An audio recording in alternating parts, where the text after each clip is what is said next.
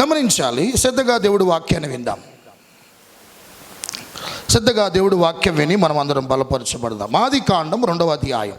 ఈరోజు ఉదయకాల ధ్యానాంశం కొరకు ఆదికాండం 2వ అధ్యాయం 8వ వచనం దయచేసి ఒకళ్ళు చదవండి.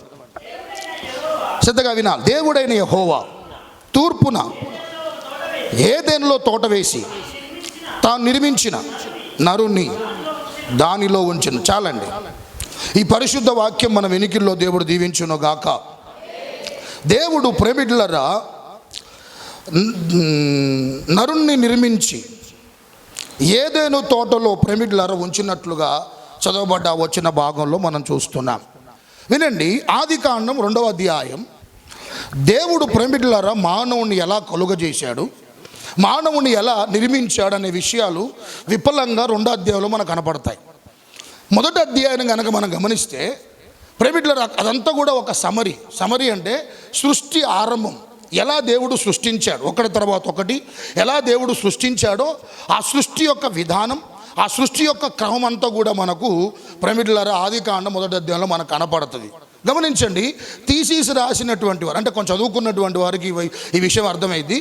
థీసిస్ రాసిన అనుభవాలు మీకు ఎవరికైనా ఉంటే ఏం చేస్తారంటే ఆ థీసిస్ ఏదైతే ఉంటుందో అది రాసినప్పుడు ముందు సమరీ రాయాలి. సమరీ అంటే ముందు ప్రేమికులరా అవుట్లైన్స్ ఇవ్వాలి మనం ముందు. దానిని బట్టి లోపల కంటెంట్ ఏంటో ఆ వ్యక్తికి ఏమే చెప్పాలా సింపుల్గా అర్థమైపోయింది. ఆ పాయింట్స్ కోట్ చేస్తూ లోపల ఎక్స్ప్లెనేషన్ అంతా కూడా ప్రేమికులరా నువ్వు ఎలాంటి ఆర్గ్యుమెంట్ చేస్తున్నావు, ఎలాంటి పాయింట్స్ వాడుతున్నావు, ఎలాంటి నీ దగ్గర ఇన్ఫర్మేషన్ ఉంది అనేటువంటిది వివరంగా థీసిస్ రాస్తున్నప్పుడు ప్రేమికులు ఒక బండిల్ ఆఫ్ పేపర్స్ రాసి థీసిస్ కొన్నిసార్లు ప్రేమికులరా బీఈడి చేసిన వాళ్ళు, పిహెచ్డి చేసిన వాళ్ళు ఇలాంటి వాళ్ళకి ఏం చేస్తారంటే థీసిస్ రాసే అనుభవాలు ఉంటాయి. అవి ఇచ్చినప్పుడు ఏం చేస్తారంటే సమ్మరీ అనేది ముందు ఇస్తారు. దాంట్లోనే లోపలంతా ఏముందో ఎలా ప్రేమికులరా ప్రొఫెసర్కి అర్థమైద్దో ఆదికాండం 1వ అధ్యాయం అంతా కూడా గమనించండి ఒక సమరీ లాంటిది. లేకుంటే ప్రేమికులరా దేవుడు సృష్టిని ఎలా ఆయన సృష్టించాడో ఆ వివరణ అంతా కూడా మనకు చక్కగా ఆదికాండం 1వ అధ్యాయంలో కనపడుతుంది. అయితే 2వ అధ్యాయంలో కూడా ఇంకొంచెం ఎక్స్ప్లెనేషన్ ఎక్కువ ఉంటుంది. కానీ 2వ అధ్యాయంలో దేవుడు మానవుని ఎలా కలుగజేశాడు, ఎక్కడ పెట్టాడు, ప్రేమికులరా ఎక్కడ ఉంచాడు, తర్వాతకి అతనికి ఇచ్చిన వనరులు ఏంటి, అతనికి ఇచ్చినటువంటి ఆజ్ఞలు ఏంటి అనే విషయాలు 2వ అధ్యాయంలో విపులంగా మనకు స్పష్టంగా కనపడుతూ ఉంటుంది. స్తోత్రాలు చెప్పండి ఒకసారి. మానవుడు ప్రేమికులారా దేవుడు మట్టి నుండి చెప్పండి ఏం చేశాడంట తీసి ప్రేమికులు నరునిగా చేసి అతని యొక్క జీవాత్మను ఆ నాసికా రంధ్రములో ఊదినప్పుడు మనుషుడు ఏమాడని చెప్పండి జీవాత్మ అయ్యాడు. లేకుంటే జీవములోనికి వచ్చినట్లుగా వాక్యం ప్రేమికులారా మనందరికీ తెలియజేస్తూ ఉంది. అయితే గమనించాలి. దేవుడు మానవుణ్ణి మట్టితో చేసి ప్రేమికులారా బొమ్మగా మాత్రం ఉంచలే. అలా ప్రేమికులారా ఉంచితే మనిషి ఈరోజు వరకు బొమ్మగానే ఉండేవాడు, ఒక విగ్రహముగానే ఉండేవాడు. అదే ప్రక్రియ ఇప్పటికి అలానే కొనసాగుతూ ఉండేది. ఒక మనిషిని మట్టిగా ముద్దగా చేసి ప్రేమికులరా నాసికా రంధ్రములో గనక జీవాత్మ ముదకపోతే మనుషుడు ప్రేమికులరా చెలించేవాడు కాదు, ఉనికిలోకి వచ్చేవాడు కాదు, మనిషి ప్రేమికుల కదలాడేటువంటి వాడు కాదు. కానీ గమనించండి ప్రేమికులరా దేవుడు బొమ్మగానే ఉంచకుండా బొమ్మ కంటే ఎక్కువ అని మీరు విగ్రహం కంటే ఎక్కువ అని దేవుడు మనల్ని ప్రేమికులరా తన జీవాత్మ మనుషులో ఊదితే ఈరోజు మనుషుడు ఏం చేస్తుంది చెప్పాలా? ఈరోజు మనుషుడు చేస్తున్న విధానం ఏంటని ఆలోచన చేస్తే లేదు మేము గొప్ప కాదు, బొమ్మలే గొప్ప, విగ్రహాలే గొప్ప అని ఈరోజు ఏం చేస్తున్నారు చెప్పండి? ఏం చేస్తున్నారు? విగ్రహాలను ప్రేమికులారా బొమ్మలను ఈరోజు ప్రేమికులారా పూజిస్తున్నట్లుగా ఆరాధిస్తున్నట్లుగా మనం అందరం కూడా చూస్తూ ఉన్నాం. సైన్స్ కూడా నిర్ధారించిన విషయం ఏంటంటే గమనించండి. మానవుడు దేహములో ప్రేమికులారా మట్టి నుంచి తీయబడ్డటువంటి 52 మూలకాల చేత మనుషుడు ఏం చేయబడ్డాడంట నిర్మించబడ్డాడు. ఖచ్చితంగా 52 మూలకాలు మనిషి దేహములో ఉంటాయి. ఈ తల వెంట్రుకలు ఒక ప్రేమికులారా మూలకముతో తయారు చేయబడింది. పండ్లు రకరకాల శరీరంలో ప్రతి ఒక్క అవయవం ఒక 52 ప్రేమికులారా మూలకాల చేత మనుషుడు నిర్మించబడ్డాడు. అందుకనే మనుషుడు మట్టి నుండి తీయబడ్డాడు కాబట్టి తిరిగి ఎక్కడికి వెళ్ళి చెప్పాలా? గమనించండి. మట్టివాడు గనక చనిపోయినాక మనిషి చనిపోతే తిరిగి తీసుకొని వెళ్ళి ఎక్కడ చెప్పాలంటే అండి మట్టిలోనే పెడతాడు, మట్టిలోనే సమాధి చేస్తాడు. ప్రేమికులారా మట్టికి ఆ వ్యక్తి మట్టి అయిపోతాడనే విషయం మనందరికి కూడా ప్రేమికులారా చక్కగా మనం అందరం కూడా గ్రహిస్తున్నాం. ఆ విషయాలు మనందరికి కూడా ప్రేమికులారా తెలుసు. స్తోత్రాలు చెప్పండి. అయితే ప్రేమికులారా దేవుడు మనుష్యుణ్ణి దేవుడు ఏం చేశాడంటమ్మా నిర్మించాడు. చెప్పండి ఏం చేశాడంట? నిర్మించాడు. సకల సృష్టిని నోటి మాట ద్వారా కలుగునుగా కంటే ఏమైపోయిందంటండి, కలిగింది. కానీ మానవుడి కాడికి వచ్చేసరికల్లా, మనిషిని నిర్మించేసరికల్లా, మనిషి కాడికి వచ్చేసరికల్లా దేవుడు చేసినటువంటి విధానం ఏంటంటే, తన పోలికలో తన రూపములో దేవుడు మనుషుడు కలుగునంటే కలగలే. దేవుడు ప్రేమికులారా సృష్టిని యావత్తుని మాట ద్వారా కలుగజేసిన మనిషిని మాత్రం ఒక విలక్షణమైనటువంటి విధానములో దేవుడు మనిషిని ఏం చేశాడంట, నిర్మించినట్లుగా వాక్యం మనందరికీ చక్కగా తెలియజేస్తూ ఉంది. హల్లెలూయా. అంటే మీకు అర్థం కావాలంటే ఒక కుమ్మరి కుండను చేసినటువంటి దాంతో సమానం. చెప్పండి ఏంటంటే, ఒక కుమ్మరి కుండను చేసిన దాంతో సమానం. ఎట్టంటే ప్రేమికులారా కుమ్మరి వాడు తను చక్కగా సార మీద మట్టంతా కూడా ముద్దగా చేసి ఆ సార మీద పెట్టినప్పుడు మనసులో కొన్ని ఆలోచనలు ఉంటాయి. ఈ పాత్ర, కొన్ని పాత్రలు ఇట్ట చేయాలని, కొన్ని పాత్ర మరొకలాగా చేయాలని ఆ కుమ్మరి వాడికి ఒక వచ్చినటువంటి ఆలోచనను బట్టి ఏం చేస్తున్నాడంటే పాత్రలను ఏం చేస్తాడంటే ఏం చేస్తాడు, తయారు చేస్తాడు. ఆ పాత్రలను ప్రేమికులారా తన ఆలోచన తగినట్లుగా నిర్మిస్తూ ఉంటాడు. దేవుడు కూడా మనుషుల్ని తన చేతులతో చేశాడంటండి. ఎవరి చేతులతో? తన చేతులతో చేశాడు. ప్రేమికులారా ఒక ఉద్దేశంతో చేశాడు, ఒక ప్రణాళికతో దేవుడు చేశాడు. ఒక ప్రేమికులారా బలమైనటువంటి దేవుడి యొక్క ఆలోచన మనుషుని కలుగజేయటంలో ప్రేమికులారా ఉంటుందనే విషయాన్ని మనం గమనించాలి. ఉదాహరణ మీకు అర్థం కావడానికి, ఒక ఇల్లు మీరు కట్టుకున్నారు, ఒక 1 స్టేరో 2 స్టేర్స్ కట్టుకున్నారు. చక్కటి ప్రేమికులారా ఇంటీరియర్ పెట్టారు, చక్కటి రంగులు వేశారు. ప్రేమికులారా చక్కగా మక్కు పెట్టించి చక్కగా అందంగా ప్రేమికులారా సుందరంగా తీర్చిదిద్దారు. మీకున్న ఆ కళ నెరవేర్చబడింది అన్న ఒక ఫీలింగ్లో మీరు ఉన్నారు. ఇప్పుడు అంత కట్టినాక ఎందుకు కట్టుకున్నారు ఆ ఇల్లు? మీరు బయట ఉండటానికి కాదు. అంత కట్టుకొని తాళం వేసి నేను బయటే ఉంటా, చెట్టు కిందే ఉంటా, ఆ పక్క సందులో ఉంటా, ఆ రోడ్డు మీద ఉంటా అని అంటే మళ్ళీ ఏమంటారు అంటే నువ్వు తిక్కలోడు అంటారు. లేకపోతే నీకేదో స్క్రూ ఏమంటారు, మైండ్ ఏమైంది, లూజ్ అయింది, ఏదో బలమైన కారణం ఉండబట్టి ఇట్లా మాట్లాడతాని చెప్పేసి అని ఖచ్చితంగా ప్రేమికులారా ఇల్లు కట్టుకున్నాక ఏ విధంగా అయితే ఆ ఇంట్లో ఉండాలని ఒక వ్యక్తి ఆలోచిస్తాడో, మానవుని కూడా ప్రభు నిర్మించినాక ప్రభు మానవుల్లో ఉండటానికి ఇష్టపడుతున్నాడు. ఆమేన్ చెప్పండి ఒకసారి. మానవుడితో దేవుడు సహవాసం చేయాలని, మానవుడితో ప్రభు ప్రేమికులారా దేవుడు సాంగత్యం ఇచ్చాను. ఒక బంధాన్ని కలిగి ఉన్న, ఒక ఆత్మీయ బంధాన్ని మనుషుడితో ప్రేమికులారా కలిగి ఉండడం దేవుడు మానవుని ఏం చేశాడంటండి, నిర్మించాడు. మనిషి కోతి నుంచి రాలే ప్రేమికులారా. ఈరోజు పరిస్థితి ఏ విధంగా మారిపోయింది చెప్పాలా? ఈరోజు వరకు చదువులు కట్టిన తగలబడ్డాయి. ఈరోజు ప్రేమికులారా తెలివి బాగా మీరిపోయి, జ్ఞానం ఎక్కువైపోయి, ప్రేమికులారా పేరు పక్కన 2-3 డిగ్రీలు వచ్చేసరికల్లా పిహెచ్డి ఒక 2 పట్టాలు పొందుకునేసరికల్లా ఈరోజు మాట్లాడుతున్న మనుషుడి యొక్క జ్ఞానం ఎలా తరని చెప్పాలా? మనుషుడు ఎక్కడి నుంచి వచ్చాడంటున్నాడు? కోతి నుంచి వచ్చాడంటున్నాడు. మనుషుడు ప్రేమికులారా కోతి నుంచి వచ్చాడని చెప్పి గమనించండి.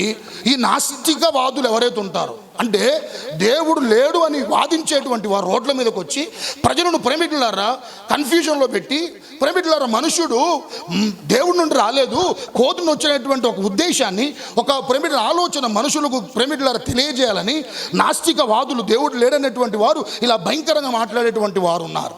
ఇలా ప్రేమికులారా మాట్లాడుకునేటువంటి వారు ఉన్నారు. ఇలా మాట్లాడడం గల కారణం ఏంటంటే, ఇలా మాట్లాడితే దేవుడు లేడు అన్న ఆ ఉనికిని మనుషుడు ప్రశ్నించవచ్చు అన్న ఆలోచనతో మనుషులు ఇలాంటివన్నీ కూడా ఏం చెప్పాలంటండి మాట్లాడటం మనం చూస్తున్నాం. కానీ ఒక మాట ఉంటుంది చూడండి ఒకసారి, 119వ అధ్యాయం 73వ వచనం ఒకసారి మనం గమనిద్దాం. 119వ అధ్యాయం 73వ వచనం కీర్తన. నీ చేతులు నన్ను ఏం చేశాయంట, నిర్మించి నాకు రూపు ఏర్పరిచాను. స్తోత్రాలు చెప్పండి ఒకసారి. అమ్మ ఎవరు చేశారు మనల్ని? అమ్మ చెప్పాలి, ఎవరు చేశారు మనల్ని? తన చేతులతో మనల్ని దేవుడు ప్రేమికులు నిర్మించుకున్నాడు. తన పోలికలో దేవుడు మనల్ని ప్రేమికులారా చేసుకున్నాడు. ఈరోజు మానవుడు ఎన్నో వాటిని నిర్మిస్తున్నాడు. ఆ నిర్మించే విషయంలో ప్రేమికులారా ఎంతో ఉత్సుకతను, ఆసక్తిని ప్రజలు ప్రేమికులారా అగపరుస్తున్నారు. కానీ ఈ మానవ దేహాన్ని నిర్మించింది ఎవరండి? అమ్మా ఈ మానవ దేహాన్ని నిర్మించింది ఎవరు? దేవుడు అనే విషయాన్ని మనం ప్రేమికులారా గుర్తుపెట్టుకోవాలి. ఈరోజు ప్రేమికులారా సైన్స్ కూడా వినండి, సైన్స్ కూడా దేవుడు లేకుండా సైన్సే, విజ్ఞానమే గొప్పది అని అంటే మాత్రం దయచేసి గమనించండి ప్రేమికులారా, మనిషి తన జీవితంలో భయంకరమైన పరిస్థితులు ఎదుర్కోవాల్సినటువంటి పరిస్థితి ఉంటుంది. గమనించండి, సైన్స్ అయినా ప్రేమికులారా, సైన్స్ అంటే ఏంటంటే ప్రాముఖ్యంగా ప్రధానంగా దేవుడు సృష్టించినటువంటి వాటిని ఆలోచించడమే సైన్స్. దేవుడు నిర్మించినటువంటి వాటిని ఏంటంట ఆలోచించటమే సైన్స్. పిరమిడ్లారా, ఉదాహరణకి పక్షులు ఉన్నాయంటే పిరమిడ్లారా అవి ఎవరు కలుగ చేశారు? దేవుడు కలుగ చేశాడు. పిరమిడ్లారా ఆ పక్షుల మీద అధ్యయనం చేసే శాస్త్రం ఒకటి ఉంటుంది. చెట్లు ఉన్నాయి, చెట్ల మీద అధ్యయనం చేసే శాస్త్రం ఉంటుంది. ఇంకా మనుషుడు ఉన్నాడు, మనిషి మీద కూడా ఏంటంటే అధ్యయనం చేసే శాస్త్రం ఉంటుంది. నక్షత్రాలు ఉన్నాయి, నక్షత్రాల మీద కూడా ఏంటంటే అధ్యయనం చేసేటువంటి శాస్త్రాలు ఉన్నాయి. ఇవన్నీ కూడా గమనించండి. మనుషుడు పిరమిడ్లారా ఈ దేవుడు నిర్మించినటువంటి వాటిని పట్టుకొని పిరమిడ్లారా ఏవేవో నిర్మించి ఇవే గొప్ప అనుకున్నాడు. కానీ దేవుడు సృష్టించినటువంటి ఇవన్నీ కూడా అవి గొప్ప అని మనుషుడు ఏం చేయాలి చెప్పాలి, తెలుసుకోలేకపోతున్నాడు. అందుకనే పిరమిడ్లారా బైబిల్ ఒక మాట ఉంటుంది.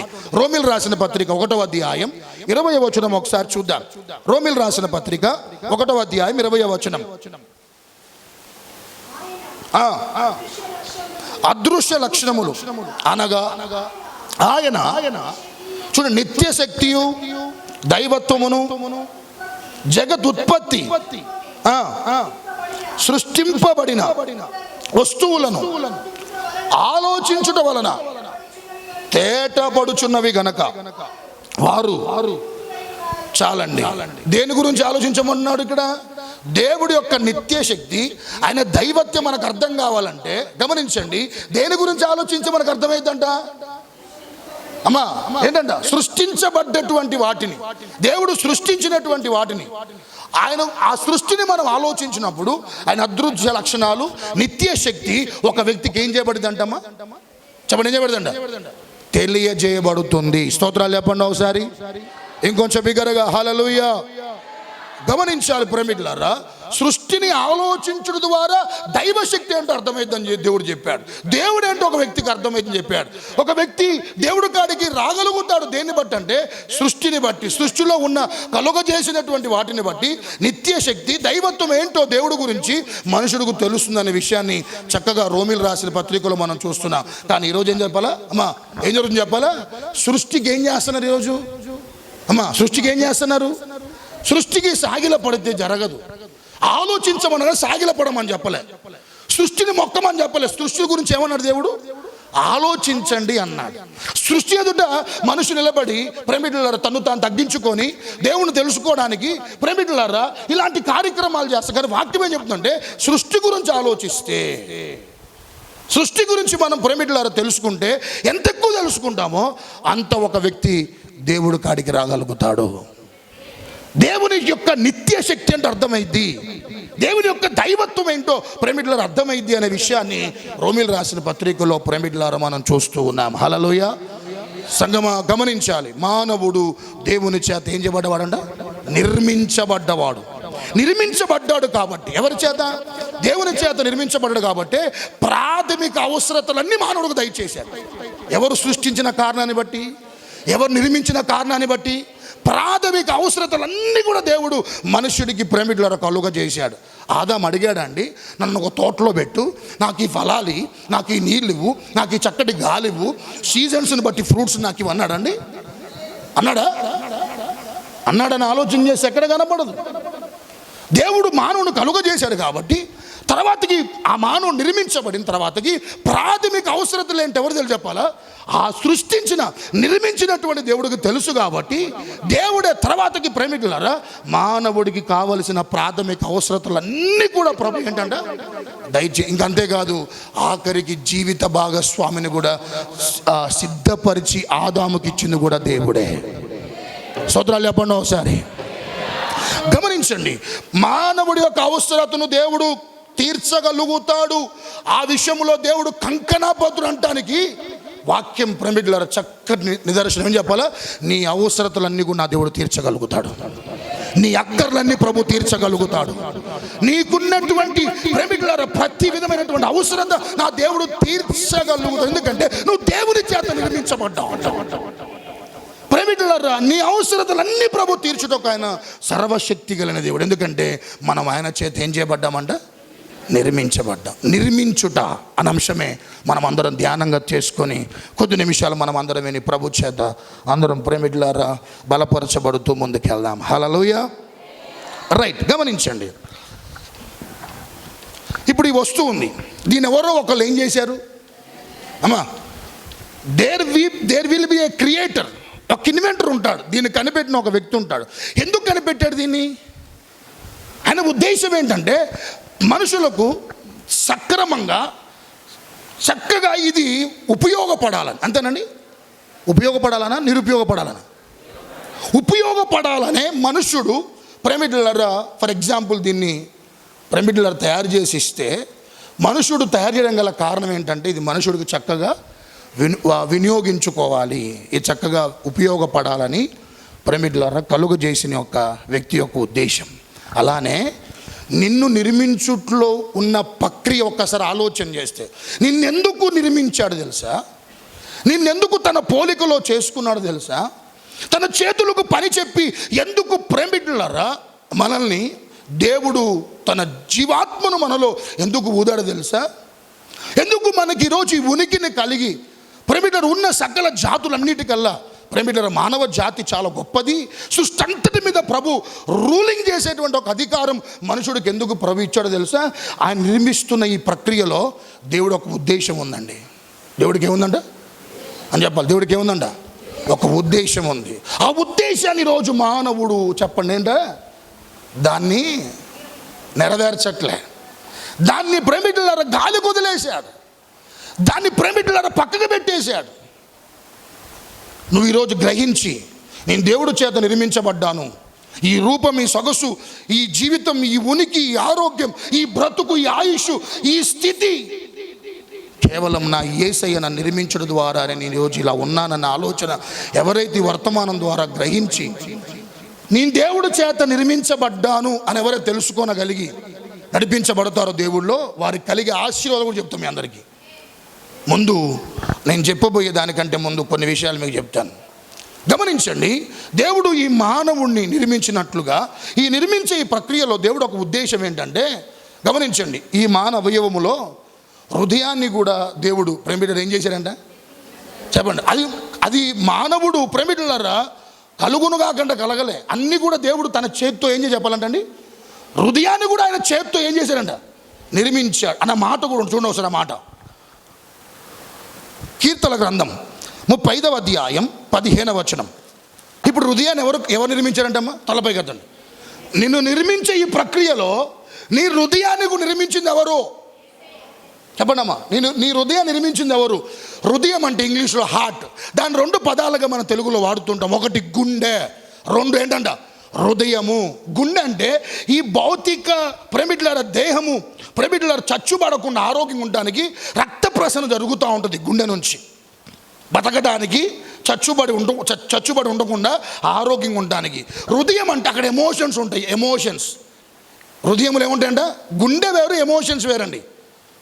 పిరమిడ్లర్ ఒకటే పదం వాడతాం, హార్ట్ అనే పదం వాడతాం, కానీ 2 పదాలు తెలుగులో, ఒకటి గుండె, 2 ఏంటంట హృదయం. పిరమిడ్లర్ భౌతికంగా మనిషి బతకడానికి రక్త ప్రసరణ జరిగే గుండె ఒకటి ఉంటుంది. గంటకి నిమిషానికి 72 సార్లు ఏం చేయాలి? గుండె కొట్టుకోవాలి. కొందరు స్లోగా కొట్టుకుంటా ఉంటుంది, పంపింగ్ స్లోగా ఉంటుంది. కొంతమందికి రక్తం సరిపడ ఉండకపోవటం వల్ల ఏంటంటే బ్లడ్ ఆ పంపింగ్ స్లోగా ఏమవుతుంటుంది జరుగుతూ ఉంటుంది. స్తోత్రాలు చెప్పండి ఒకసారి. కొంతమంది స్పీడ్ కొట్టుకున్నాం టెన్షన్కి. హృదయం అంటే ఎమోషన్స్ ఉంటాయి, అక్కడ ఎమోషన్స్ ఉంటాయి. ఇప్పుడు ఈ హృదయాన్ని దేవుడు నిర్మించాడు ఏకరీతిగా. అందరిలో హృదయం ఉందా లేదా? లేదండి, మొన్ననే ఒకరు కరువు ఇచ్చాను, వారు ఎవరు ఉన్నారండి? అందరికీ ఉన్న హృదయం ఉందన్న స్తోత్రాలు చెప్పండి. వెరీ గుడ్, అందరికీ ఉందని చెప్పారు, మంచిది. ఇక వినండి, ఎందుకు నిర్మించాడు హృదయాన్ని అని ఆలోచన చేస్తే దాంట్లో ఉండటానికి. దృష్టిలో పెట్టుకోండి, దాంట్లో దేవుడి యొక్క ఉద్దేశం మానవుడు నిర్మించడానికి గల కారణం నీకు అర్థం కావాలి. ఎందుకు ప్రాథమిక అవసరాలు ఇస్తూ మనిషికి కావలసినవన్నీ కూడా భూమి మీద బతకడానికి ప్రతి వనరులు ఎందుకు ప్రభు మనిషికి దయచేసిన ఆలోచన చేస్తే తను నిర్మించాడు కాబట్టి ఇవన్నీ ప్రభు ఇవ్వటమే కాకుండా ఈ నిర్మించే ప్రక్రియలో హృదయాన్ని కూడా ప్రభువే నిర్మించాడు. సంగమా, చిన్న నువ్వు ఏర్పడుతావు. నువ్వు ఎక్కడ చిన్న నువ్వు ఎక్కడ ఏర్పడతావు? నువ్వు తల్లి గర్భంలో ఏర్పడతావు. నీకు చక్కటి రూపాన్ని, చక్కటి అవయవాలన్నీ కూడా పిరమిడ్లర్ పేర్చి నువ్వు బయటికి రాగలుగుతున్నావు. 9 నెలల తర్వాతకి లోపల గమనించండి, ఆ ప్రక్రియ ప్రభు చేస్తున్నాడు. ఆమెను చెప్పండి ఒకసారి. ఇప్పుడు ఈ హృదయాన్ని ఎందుకు ప్రభు నిర్మించాడు చెప్పండి అందరికీ? దాంట్లో ఉండటానికి. దేంట్లో చెప్పండి, దేంట్లో? హృదయములో ఉండటానికి. హృదయములు ఉంటాను కానీ ఇష్టపడుతున్నానంటే బైబిల్ ఉంటుంది, హృదయం అనే తలుపు వద్ద నేను నిలబడి తట్టుచున్నాను, ఎవరైతే నా స్వరం విని నా తలుపు తెరుస్తారో నేను వారితో ఉంటాను అంటాడు దేవుడు. అంటే ఎక్కడుందామని ఇష్టం దేవుడికి? బైబిల్ ఉందన్నమాట. హృదయం అనే తలుపు నొద్ద రాసినాడు ప్రభు. హృదయం అనే తలుపు నొద్ద ఏం చేస్తున్నాడమ్మా? ఎందుకు? పని లేకనా? ఎందుకు తడుతున్నాడు? To be in you. నీ హృదయం దేవుని ఆలయం అని దేవుడు చెప్పలేదా? What is this inside which God kept and made by his hands? ఈ హృదయం దేవుడు చేత ఏం చేయబడి చెప్పాలంటే అండి, నిర్మించబడి చెప్పాలి, పనిలేక కాదు. దాంట్లో ప్రభు ఉండటానికి. మరి ప్రభువును ప్రేమికులరా, ఆయన హృదయం, మన హృదయంలో దేవుడు ఉన్నాడా? ఉన్నాడా? మా స్తోత్రాలు చెప్పండి. ఉన్నాడా? ఏం చెప్పండి, ఉన్నాడా?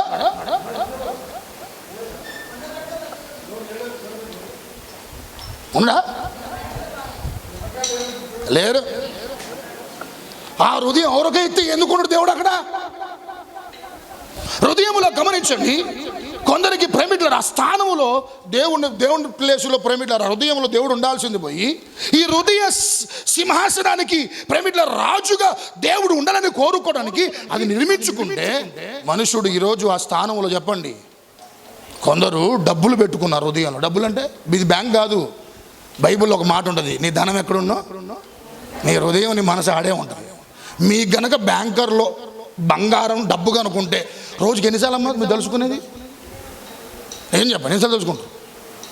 సింపుల్గా డబ్బులు బంగారం ఎక్కడుంది?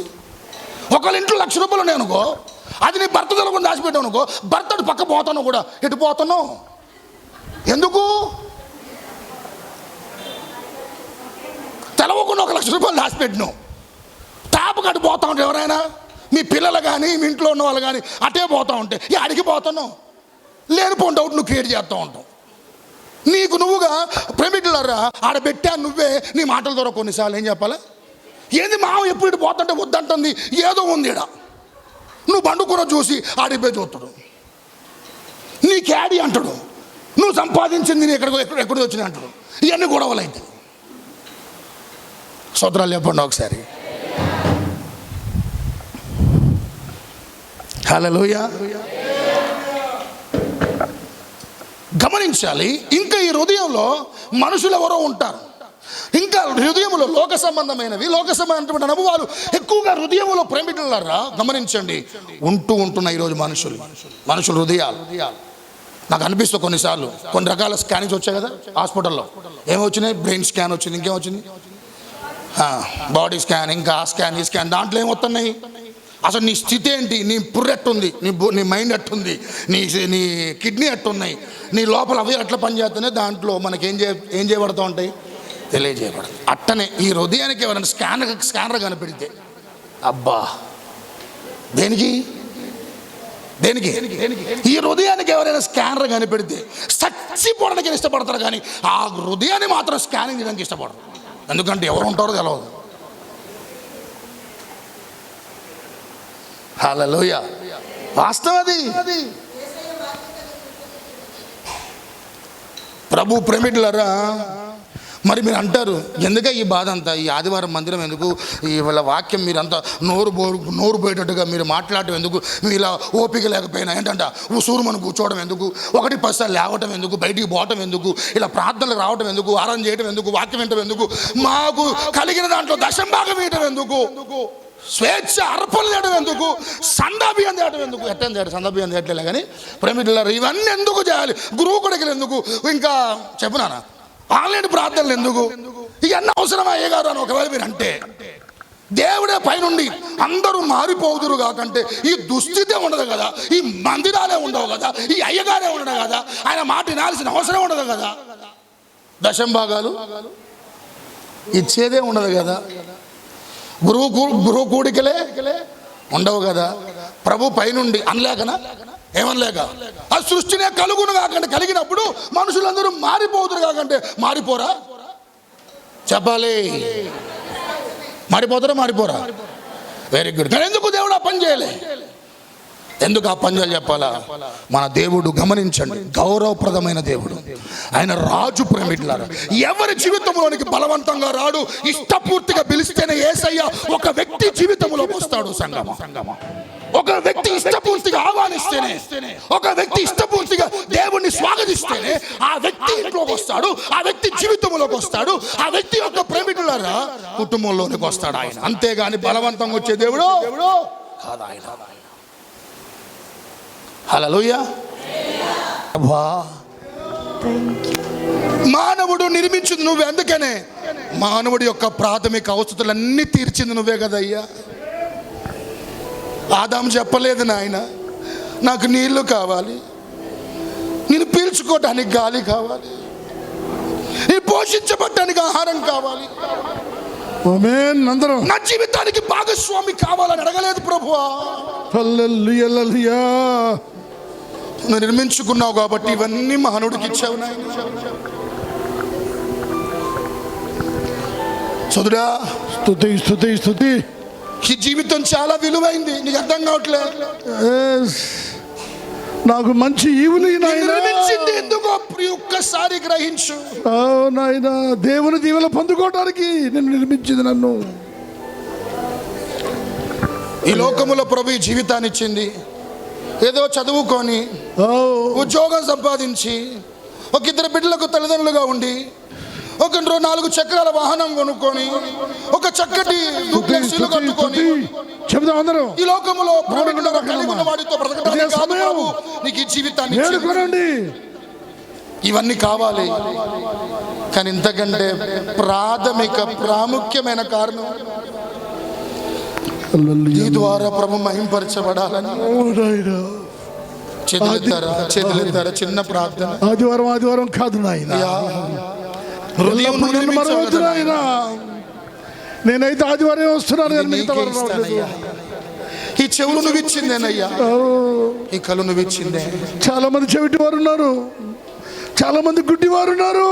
ఈ మాటలు అందరం గ్రహించి వారికంటే మనము శ్రేష్ఠులము కాదా? ఈ రూపాన్ని ఇచ్చింది ఎవరో కాదు నాయన. అవునాయన, మా తల్లిదండ్రుల నుంచి రాలే, ఎవరో మాకు ఇవ్వలే ఈ జీవితం, ఈ బతుకు.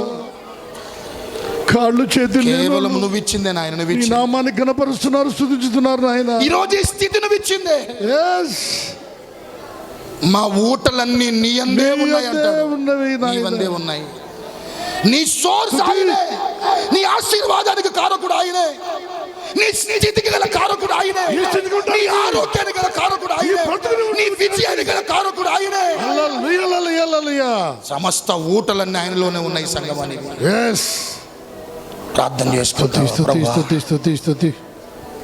పడిపోయిన లోకములు ఉన్నానయ్యా, జాగ్రత్తగా నన్ను ఎందుకు నిర్మించుకున్నావు ఇకనైనా గుర్తెరిగి నేను మహింపరిచే జీవితాలు ఎంతకాలం బతుకుతాం ఎవరికి తెలవదు నాయన, ఎవరికి తెలవదయ్యా. ఎంతకాలం ఈ లోకంలో జీవిస్తామో తెలవదు. విజ్ఞాపనకర్తలుగా చేయి ప్రభువా.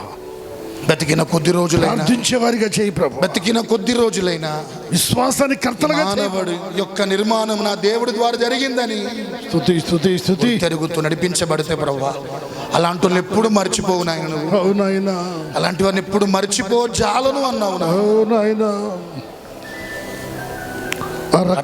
అందరికి దయచేయమని యేసు నామములో ఈ మాటలు అందరి వినికిల్లో ఫలింపజేసి వాళ్ళందరిని ఆలోచింపజేసి ఒక మంచి నిర్ణయం తీసుకొని ఇక్కడ నుంచి వెళ్ళినట్లుగా సహాయం చేయమని యేసు నామములో వేడుకుంటున్నాను తండ్రి. ఆమేన్.